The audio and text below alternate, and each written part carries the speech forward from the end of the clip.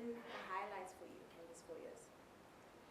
Well, the EFF's performance in 2014 elections, 2016 elections, the EFF participation in parliament and all legislatures, and now the latest being in almost 90% of all the municipalities in South Africa. We've got 827 councillors in the country. And the existence of this 4-year-old party in all corners of South Africa. Yeah. And did you foresee yourself achieving that in such a short space of time? No, not at all. I thought that it will take some time, and I'm one person who think that once it is properly built from the ground, it will be sustainable, it will live longer, and therefore we shouldn't rush it, because easy come, easy goes. So I believe in the power of longevity, and that's what I think we should be focusing on. What did you do right to get here? I think the political situation in South Africa demands of such acceptance by our people, because nature doesn't allow a vacuum. So when our people saw that there is a vacuum for a leftist political party, but also a genuine representative of the African people, then they thought perhaps this is our home, and that's where we needed to go, because there was a huge crisis in the country. Corruption was not being challenged. Mediocrity was not being challenged. Leaders and executives were not being held accountable. Yeah. Awesome. And you associate yourself with revolutionary politics, Marxism, Lenin, Fanon. Shouldn't the EFF be a revolutionary party instead of contesting elections? Shouldn't you be pushing revolutionary politics? No, who said revolutionary parties don't contest elections? They contest elections because, remember, revolutionary parties contest for state power. And you can only obtain state power through a peaceful means if you contest elections, unless you want to take power through other means which are not peaceful.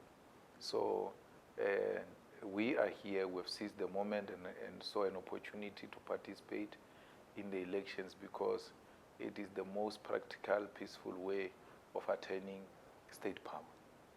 Yeah. Do you see yourself as the waiting president of the country? No, I see myself as an activist who is making a contribution towards changing the lives of our people. I never mirror myself as a state president or a minister or any other position, because positions to me are just by the way. I just want to make a contribution. So what happens if the EFF reaches that point and you have to be the president? I will accept. You will accept? Yes. It. Awesome.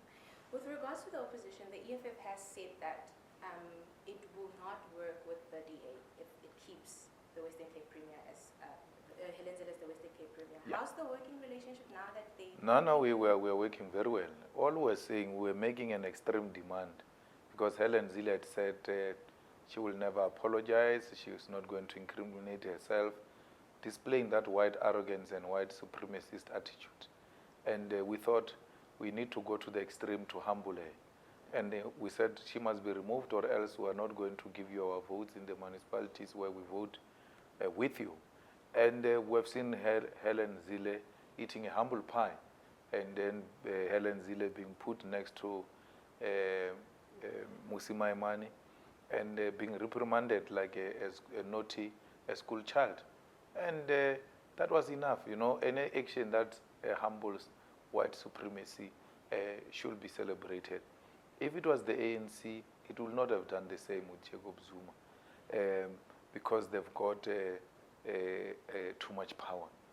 So the DA doesn't have too much power. And that's what I like with coalition politics, is that they deal with arrogance. They do away with arrogance. Every time if you have an idea, you must subject it to the collective wisdom of your partners in a coalition or some form of cooperation. So you don't believe she still holds a lot of power in that party? She does.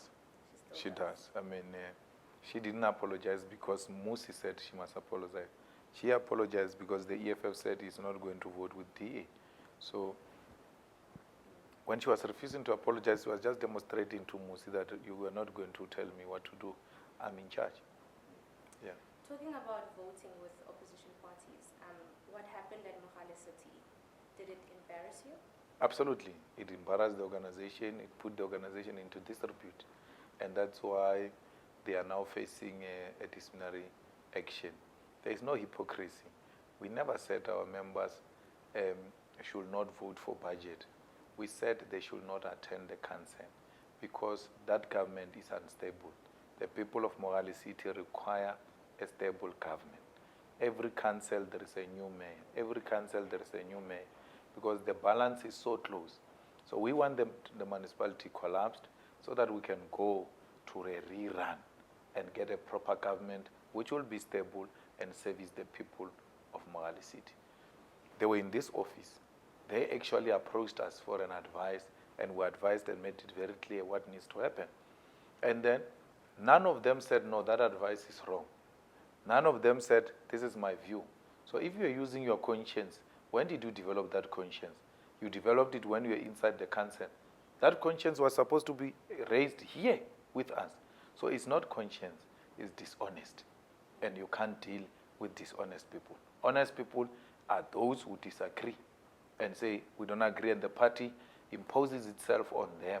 And then even when they defy, you are not embarrassed. You expected it.